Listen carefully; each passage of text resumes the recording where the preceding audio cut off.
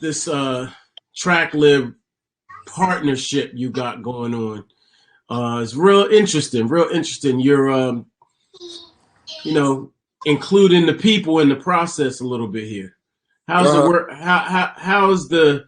No, hold up. You're red. Your finger is on the side of the camera. I just want the shot to look good. Okay. Okay. All right. Cool. All right. Let's start that over. So, everybody, it's your man Jigsaw, aka Chuck Creekmur, here with Redman, one of the dopest, one of the illest, one of my favorites. I ain't gonna lie. You're in my top 5, dead or alive. You can even Google it, and it'll show up. Hey, that. Thank you, my brother. Yes, sir. Now, you got this partnership with TrackLib. And for those that don't know, TrackLib is a space where you can get samples for cheap. Is that fair to say? Yes, and it's the first company that gives you the comfortability of giving a sample for cheap, and a platform for you directly to check that sample out. All right, put it this way. I'm gonna give you examples of how TrackLib helps me. All right. Okay. Not only have I used it, TrackLib on my up and coming album Muddy Waters 2. It's like the first song on the album, and I used the TrackLib sample. So I'm not just talking about it, I am about it. And they're the first company that will leave you of the stress. Now, I'm gonna give you an example. The song I used on Muddy Waters is the first song I used the TrackLib platform. I was able to go on there with Rockwaller. Rockwaller did the sample, but knowing the platform, he went on there, used the sample, and then made the beat. He sent me the sample information. I went on TrackLib, checked out the sample information, and cleared it easily right there with $500. Gotcha. Cut. Now, I got other samples on my album that I'm using that's not from TrackLib. I have to hire my lawyer to reach out to their lawyer first. Then I got to make a copy of the song, send to them. Then they got to find the publisher, the publishers, and everyone. Some of these publishers might be dead. Then they got to find a family member that owned the publishing. So you know the haywire that can go through. And then on top of it, you're hiring a lawyer to make sure you get the proper paperwork. You use the sample right. So this costs money on top of paying for the sample. I got $27,000 worth of samples on my album. I use TrackLib and I only paid $500. So that tells you the difference of what TrackLib can do for you. I'm living proof. Living proof. Yeah. Dope. And everyone know, and you already know, I've been a sample dude since 1992. Yeah, of course. So this is helping me out a lot. Okay. Yeah, I like those guys. They're good people. I'm trying to figure out how to hold this goddamn camera to get me in the middle. This is okay. There you go. This is the camera here. Oh, that's why I'm still thinking that it's at the top. I'm an asshole. Man. Cool. All right, good. See, you look like technology challenged right now. Yeah, man. Technology, man. I had a pain in the ass with my phone trying to get the numbers out of iCloud and shit. Like, yeah, it's crazy. Yeah. So you're not on iPhone no more? Yeah, I got an iPhone. Oh, I got an iPhone, but like I was on an iPhone 6 for a while, and then I finally moved up. and everything I had from the 6 just went haywire. So numbers, everything. You got to be on iCloud, man. You know this shit. Crazy, whatever. Yeah, you got to be on iCloud, man. I lost all types of stuff not being on iCloud, man. Yeah, man. Yeah. Now, what kind of beats are you looking to get from people? I saw the promo. You asked for disco beats. You're asking for everything. Yes. I don't believe you. I don't believe you. First of all, everyone knows how to get on. Like, you got to submit before October 1st. Okay. That is the key. You got to go on to the TrackLib platform, use a sample out of TrackLib platform, and make a beat. And then you got to submit it to tracklib/Redman, tracklib.com/Redman. Okay. And submit that beat before October 1st. We will be picking a winner. You could possibly, and Tracklib will be working with you. You could possibly get a track in with me, but it's just helping these producers get a little awareness. That's it. And at the end of the day, me and Tracklib is working together to help people get an awareness. That's all. You know? So they got to do it before October 1st. Okay. October 1st. But yes, I want all kinds of beats. I don't want no just simple, just everyday trap sounding beat, and they just thinking they using the game. Nah, you got to interest me. No, this is going to be hardball. Right. Y'all think y'all going to just come up with these trap beats and think you're going to win and think you playing the kind of beats that's heard on the radio and win? Oh, fuck no. No. And we're going to show y'all. We're going to show y'all what kind of beats we feel that's needed in the industry as well. Not just for me and just for because you already know the beats, even in, music and hip hop right now sounds repetitive. Yeah. Every beat program is repetitive. People don't have to program beats no more. They just sliding it over. They don't play chords. They got MIDI chord samples and shit to use. No one is doing shit. Yeah. So we want to weave out those dudes and bring in some real talent. That's what. Cool. Now, you got the fiends out here. It's like crackheads, man. For Muddy Waters too, bro. Like my man in Delaware, he kind of gave up, man. Ain't gonna lie, man. He didn't even. It's like a Loch Ness monster. You know what I mean? I'm gonna tell y'all something, man. The album been done, bro. But it's just like who the fuck want to drop an album during this fucking COVID, man? I don't give a fuck what other people doing. I want to be out promoting my shit. I want to be on, going to radio stations and do how I do. I'm not a at home promoting from the phone ass nigga. Nah.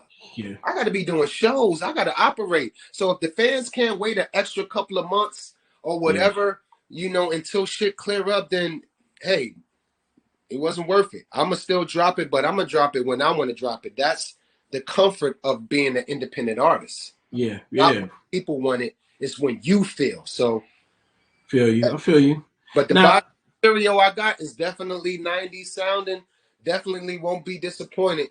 Definitely trying to tap in and use a gang of new artists. And nah, man, my shit is slap all the way through. Okay. Dope. You working with Def Squad on Muddy Waters 2 at all, or is it Yeah, I got my members on there. Of course, Eric Sermon produced on there. Rockwaller produced on there. Keith Murray's on there. I got my boy Meth on there. I keep it pretty simple, man. I don't have a gang of features on there. Like I see that's the thing where everybody have a feature on every song, featuring. Then where's the talent? Where you letting loose? Let loose when you featuring all over the place. So there's not a lot of features on my album at all. Okay. Like I said, man, me and my producers, we put in work, man. Vinyl Frontiers, Theory has it. Me, Eric Sermon, Rockwaller, we put in some work. Rick Rock, so we put in some work. Dope. This Tracklib, is it just this one song or is it going to be other songs too? No, it's just this one song for now. Like if we could squeeze another one on off of the album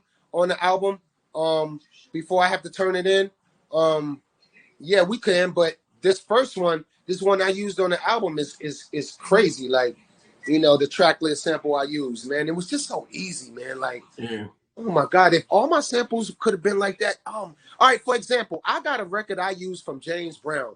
You already know, and that sample cost me $9,000, bro. Wow. $9,000. Like, yo, bro, like, but I pay it because I do it for hip hop. You know what I'm talking about? I do that for hip hop. Yeah. I do it for hip hop. I pay the sample. If I can get that hip hop feel and trying to play it over, all that shit is cool, but I'm just that dude. I do it for hip hop because I can easily recoup that by doing the gangs of shows I do off of that album. Right. Got you. Yeah.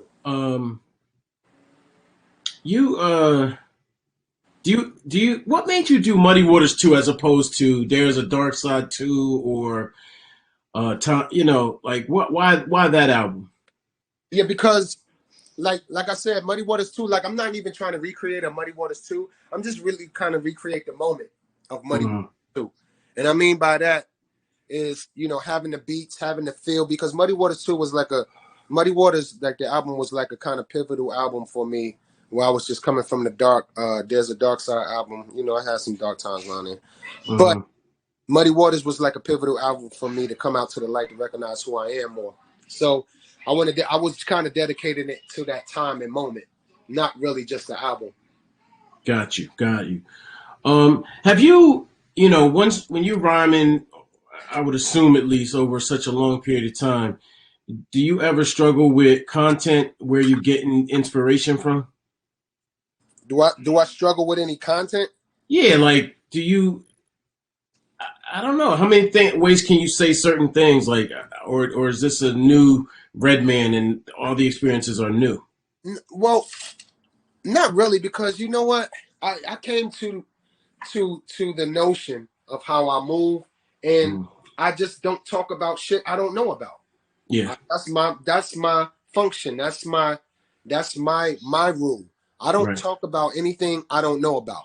And I know some things, but one thing I can say is what I talk about is I talk about bettering yourself.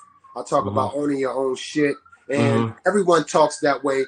Me, Jay, DMX, from Nas, we ain't reinventing the wheel. We reinventing how we say it. But how much can we talk about? You get too much money. What can you really talk about? Right. That's why my life is at a level where I'm still grounded between the blue collar worker and the rich niggas. I'm in that middle. I can bounce in between.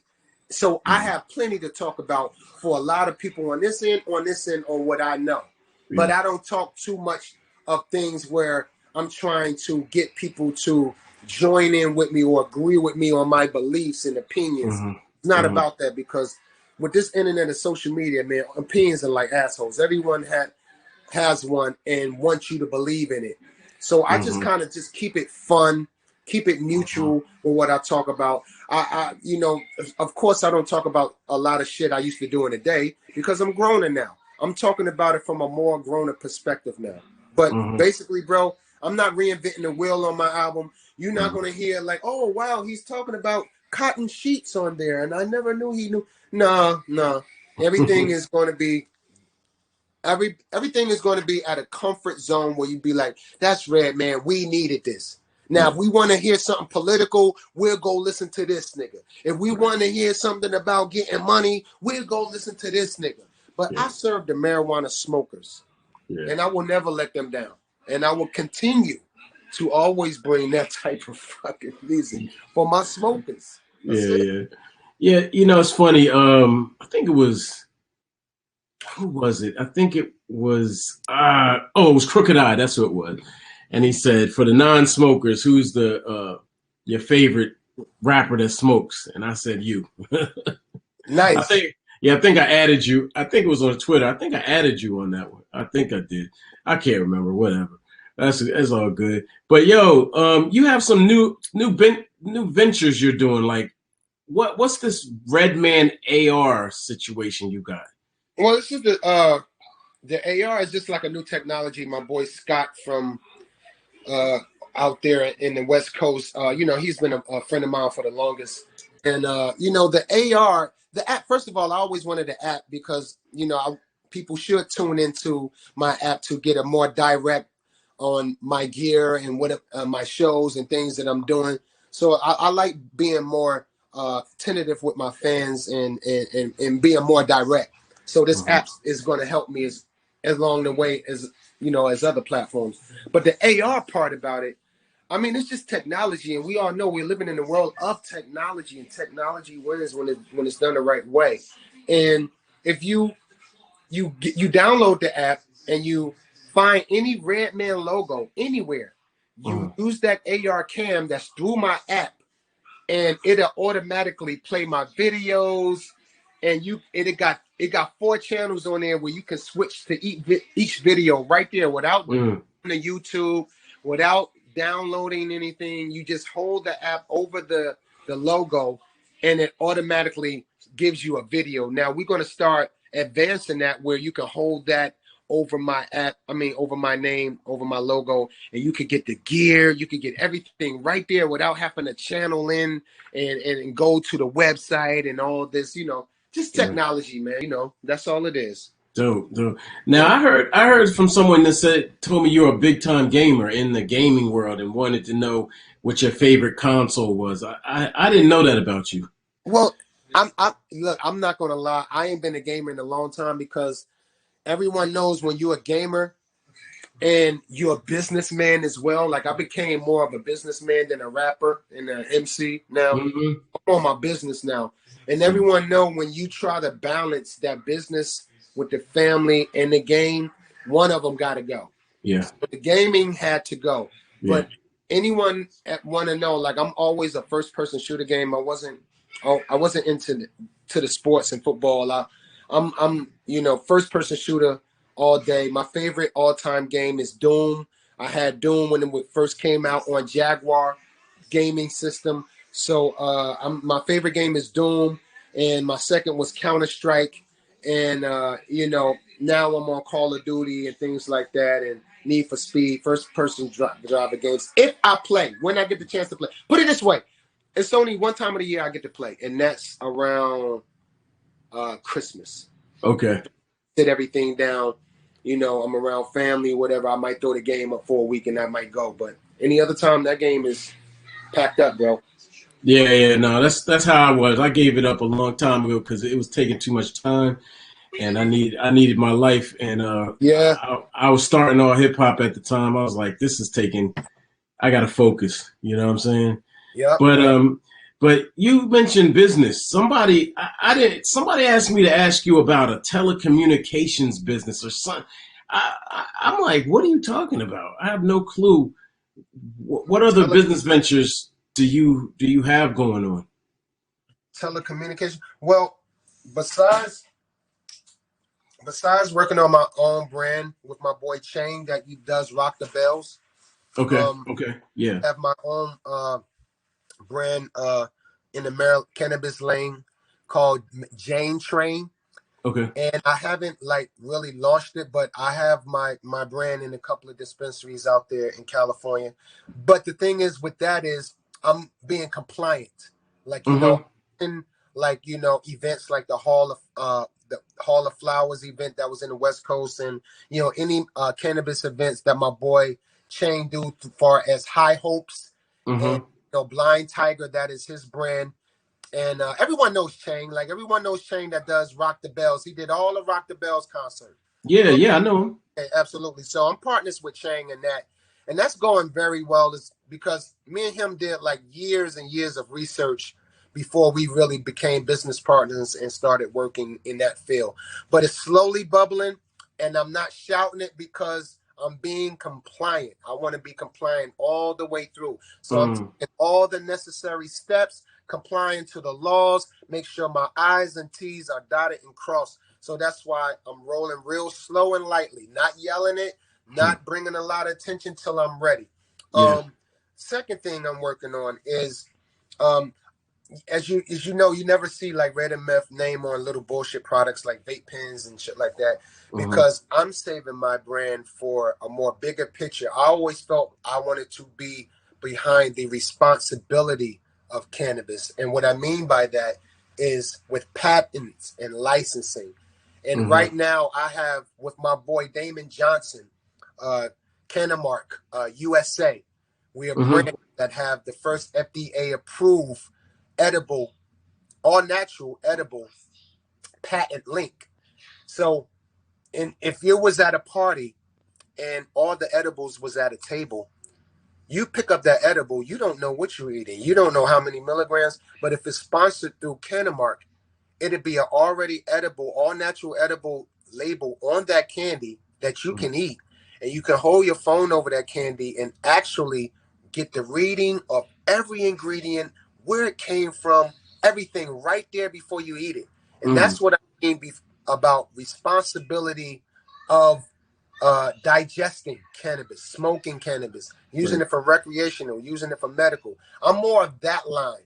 So now that we had that rolling, it opened up more doors. Like we have olive oil companies that want to use my brand and patent with my boy. So I'm in this lane over here, while the little lane, I'm kind of glad that I saved it for the right thing. Besides that business, I'm getting more in directing. I'm putting out my album myself through Empire and Riverton. Riverton Entertainment is a great entertainment a platform out there in LA. Them guys I mess with, Scott and Andrew, and they just showed me so much love because they're, them two and Chris Brown kind of runs the Riverton. They kind of partners, but accepting me as a 90s artist over there with Tiger and a couple of other people who they work with. They're very small, but they're connected with Empire, which I think is a good little, because Tina Davis over there, a lot of Def Jam feel over there. So I'm working that as well, learning and being an independent artist as well. And plus other things working in my city. Like you see me and Do It All is putting and we started this thing called the Brick City Boys, which we're working with my boy Benedict, me and Do It All. And what we're going to do is we're going to push this Earn to Learn project where we're having people and young people learn to invest, but not just invest. Work with us, show you the property, let you see how we build the property. You're a part of this, so you can fly like a little bird and do your own, So we're pushing that. The Brick City Boys, please tune into us, because we're doing a lot of good things out in Newark, New Jersey. Besides trying to feed our people, help with the education, we're trying to get people to learn on their own. And it's about helping people to learn to operate on their own. Yeah. Shout out to you. And we could go on for days, man. Like, Nah, man, I really appreciate it, man. I mean, it's interesting you mentioned that, because I was talking to somebody and they, is he going to talk about politics, voting, blah, blah, blah. But I was kind of like, but he's actually doing things in the community, which is maybe, I'm not going to say one or the other, but I am going to say that that's extremely important, whereas a lot of people don't do that at all. Let me ask you something. It all starts from the home. True story. If you can't go to your own mayor in your own city, if you don't even have no connection with the councilman in your city, you don't have connection with the ward councilmen in your city, the mayor in your city, the chief of police in your city, how in the fuck you gonna go out here yelling, we need to make a change? Right. That's why you see Newark, New Jersey, we got our shit on lock. We rather lead by example and show these other cities how to be more connected, where it starts from here first. Then you go here. Right. Then you go here. That's what me and Do It All is about. We know we can be out here in other cities saying, right. No.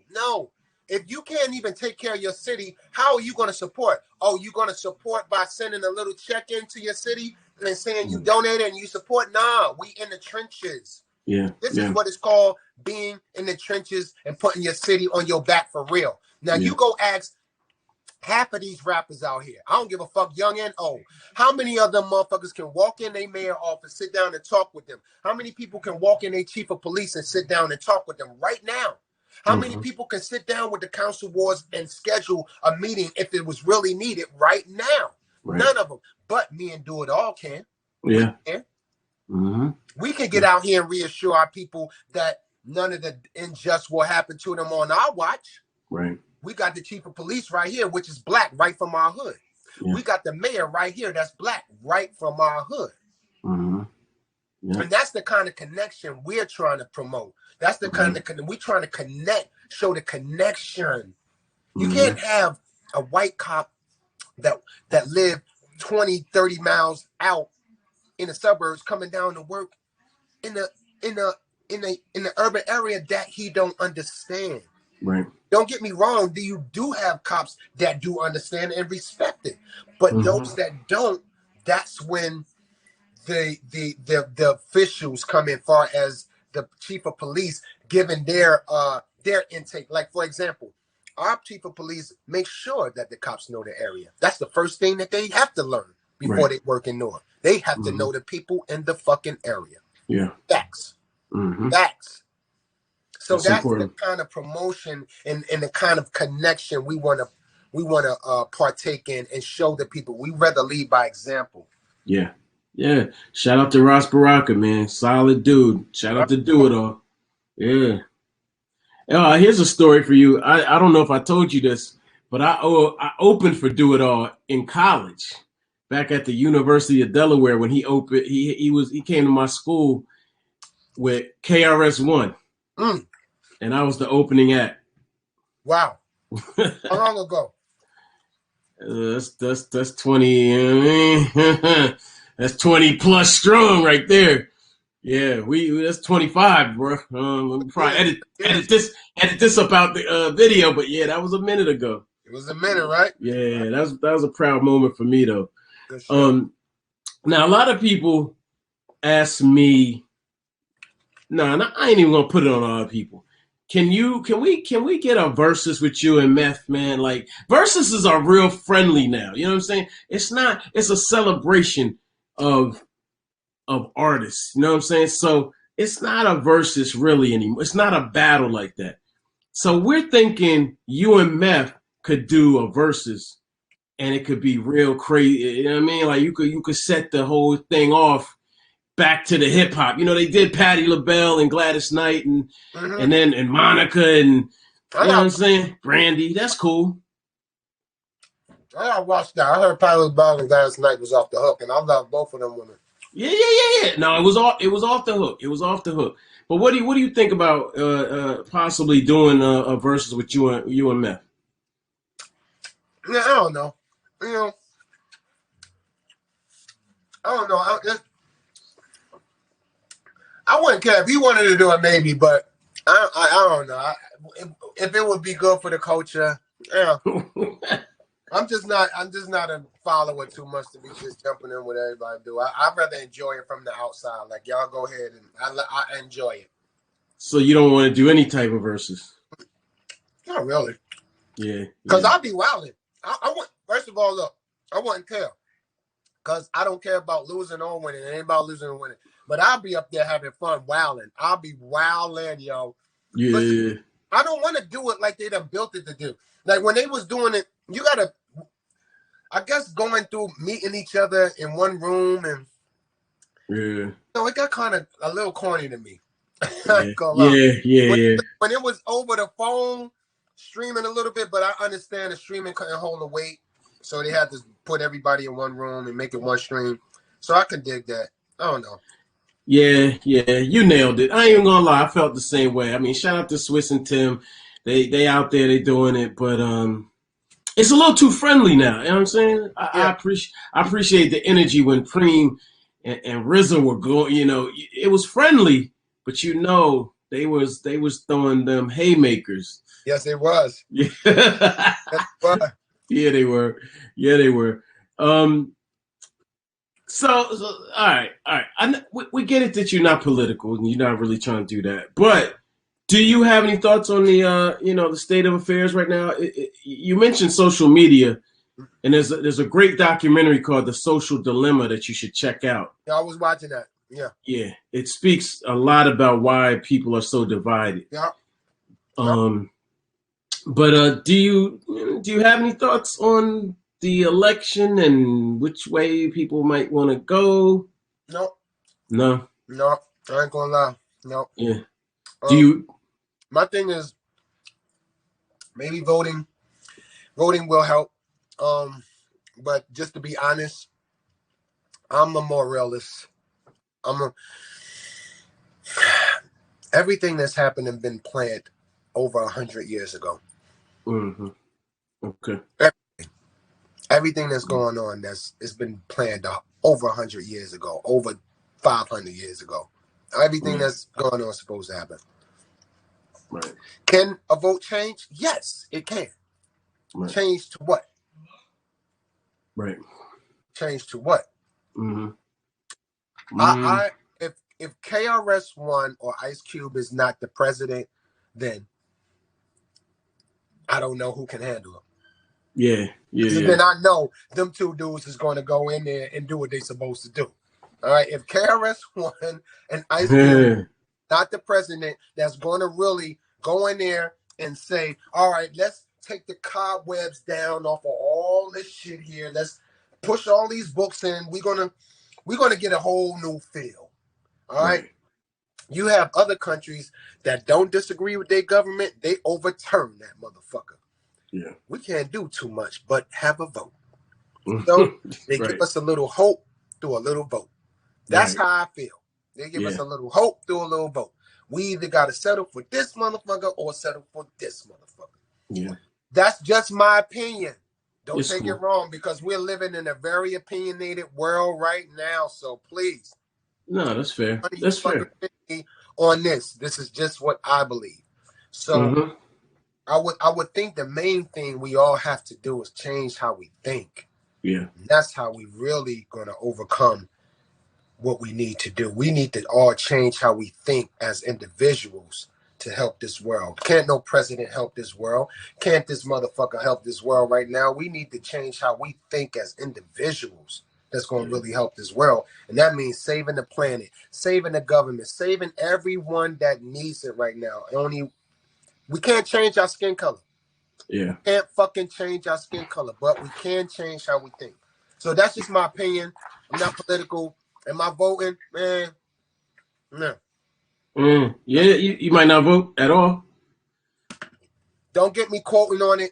All right. I ain't trying to hold you to nothing, trap you or nothing. Yeah, please. Yeah, because that's a touchy subject I don't want to deal with motherfuckers. I feel you. Now, I'm going to show you this picture here. This picture right here, if you can see it, is from, let me see, it's a little, like 19, it's 20 years old at least. About 90, 98, 99 maybe. Mm-hmm.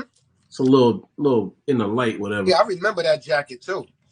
All right. Yeah, yep. that was you and Meth on tour, Virginia. I was working with a magazine.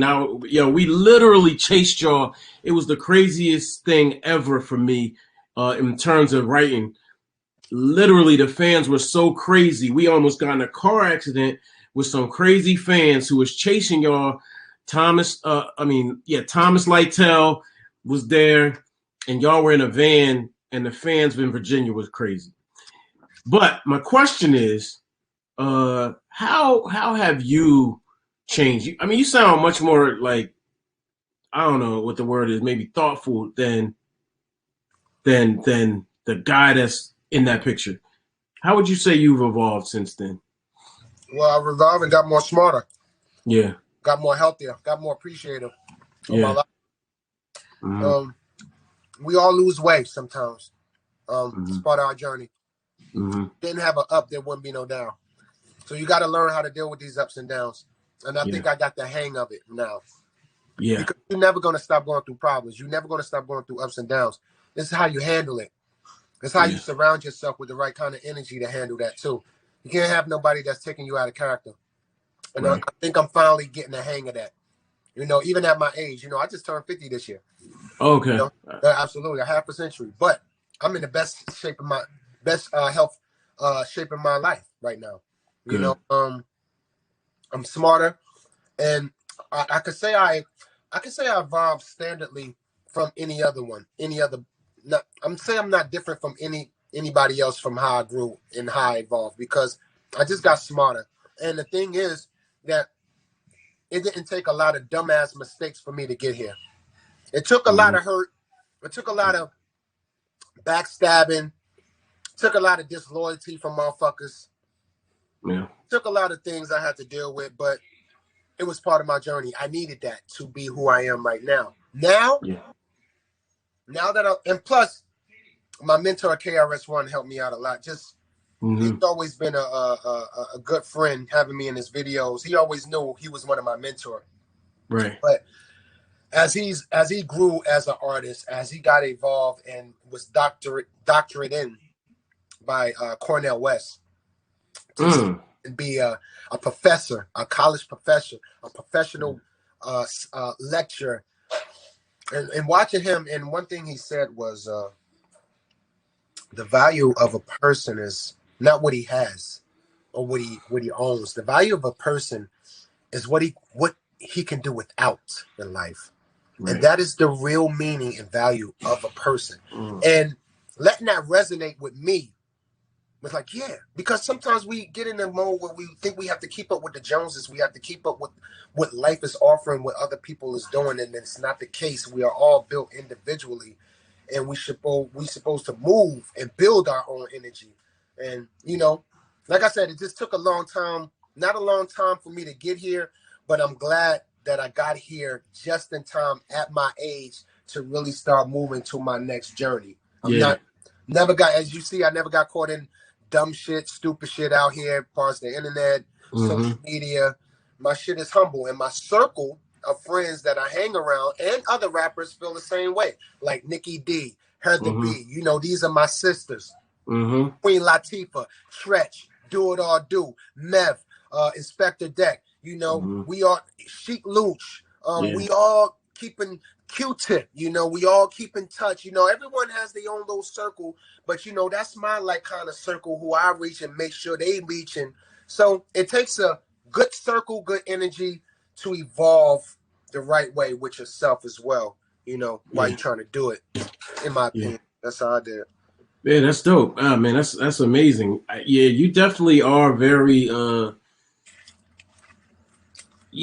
low key, very low key. You don't thirst for the limelight. I don't get the impression that you extra thirsty to get out there and be seen. You know, social media, you know, going back to that, it's literally like a drug, and people are fiends for it. You know, they really lust for it almost. It's kind of crazy.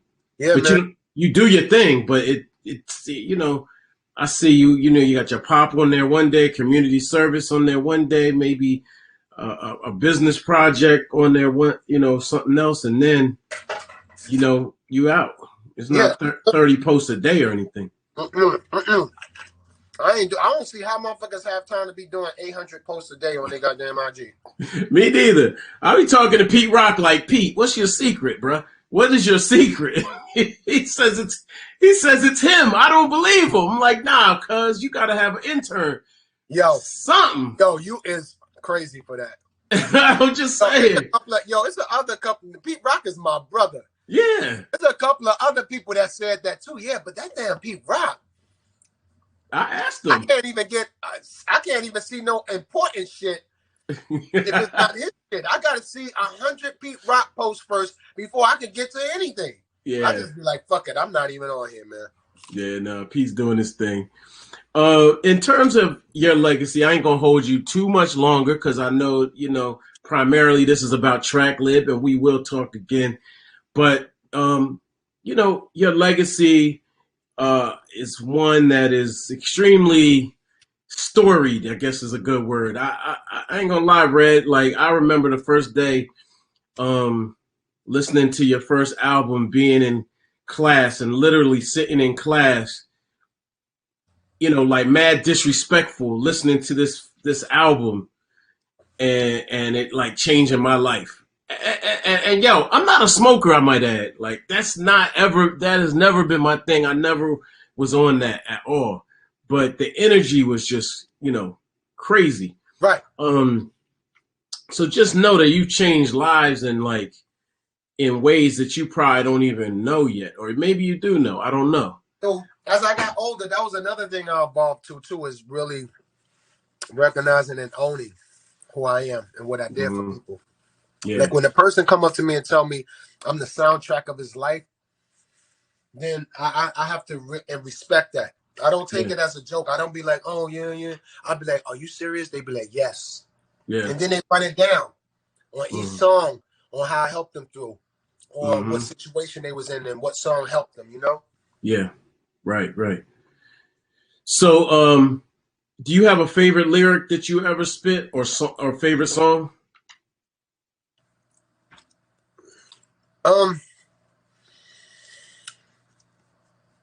You know what? Yeah, I do. Oh, yeah. I mean, I have plenty, but just one that I always was. I always say, "Damn, I was getting busy on." Was a lot of people, but one I was getting busy on was what's the MF joint on our soundtrack? With Scott Storch produced it.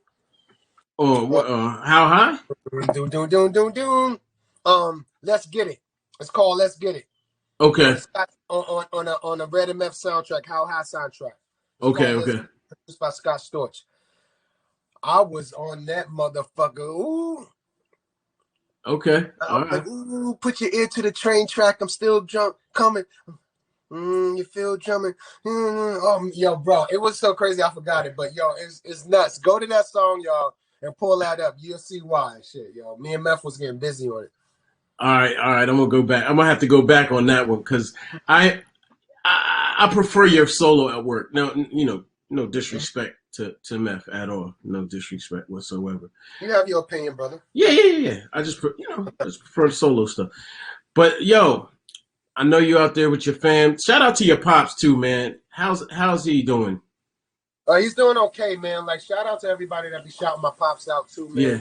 You know, all the veterans, all the fans. You know, when I post that story, when I started posting my pops, and this is how God worked. That's why I tell people about energy and, you know, meeting people and making that connection. Like, when I started posting things about my pops, I was going to check out this car, this Jeep. I was going to check out a Jeep at this dealership. And one of the guys at the dealership came to me, black dude. He from my hood too, I think. Mm-hmm. Like, yo, bro. He said, yo, man, you know, that story with your pops, man, we used, you know, he's my pop's a veteran too, man. And I kept him around and he got sick, man. He just passed away, man. And he said, man, your IG stories with your pop, man, just gave me some light and good feeling about my pops, man. So I want to thank you on that. So I was like, wow, man. So I want to thank everybody that be, you know, that have these, that knows what I'm going through, that maybe had, you know, family that was in the military or that have older parents that was in the military and, you know what they're going through, or they wasn't in the military and their pops is or family members is going through, you know, what my pops is going through, you know. I hope that can, you know, bring a little enlightenment to them. That's what it's about, you know. Word. Oh, last thing. I saw you post on Instagram about how high, you know, ownership, things of that nature. The How High 2 is whack. I'm gonna just call it what it was. And I don't expect you to say it. I'll say it. But any shot you may try to circle back with the franchise or do more acting? Well, look, I'm gonna tell everybody right now. Everybody be like, yeah, Meth be acting, man. Why don't you act? I don't want to be an actor. First of all, when it comes to playing me, I can play me all day. Like, I can be funny. That's what how required. But I had never seen first of all, I don't like being told what to do. All right. That's just facts. And then I never can act I never could act but nobody but myself.